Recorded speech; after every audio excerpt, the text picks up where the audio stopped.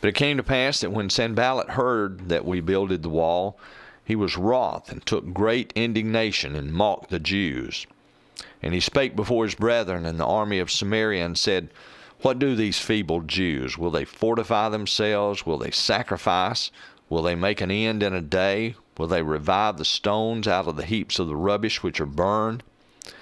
Now Tobiah the Ammonite was by him, and he said, Even that which they build, if a fox go up, he shall even break down their stone wall. Hear, O our God, for we are despised, and turn their reproach upon their own head. Give them for a prey in the land of captivity, and cover not their iniquity, and let not their sin be blotted out from before thee. For they have provoked thee to anger before the builders. So built we the wall, and all the wall was joined together unto the half thereof, for the people had a mind to work.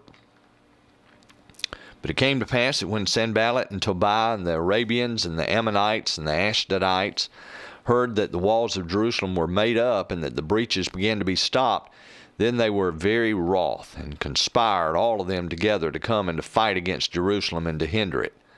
Nevertheless, we made our prayer unto our God, and set a watch against them day and night because of them. And Judah said, The strength of the bearers of burdens is decayed, and there is much rubbish, so that we are not able to build the wall. And our adversaries said, They shall not know neither see till we come in the midst among them, and slay them, and cause the work to cease. And it came to pass that when the Jews which dwelt by them came, they said unto us 10 times, From all places whence ye shall return unto us, they will be upon you.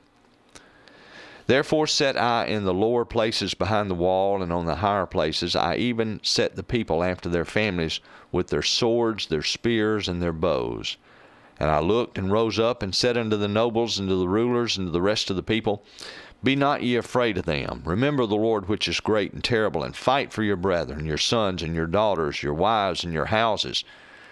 And it came to pass, when our enemies heard that it was known unto us, and God had brought their counsel to naught, that we returned all of us to the wall, every one unto his work.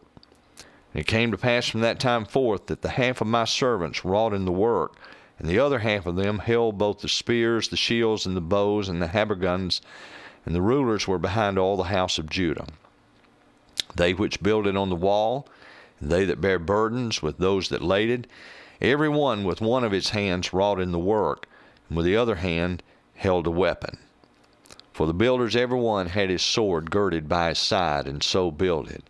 And he that sounded the trumpet was by me. And I said unto the nobles, and to the rulers, and to the rest of the people, The work is great and large, and we are separated upon the wall one from another.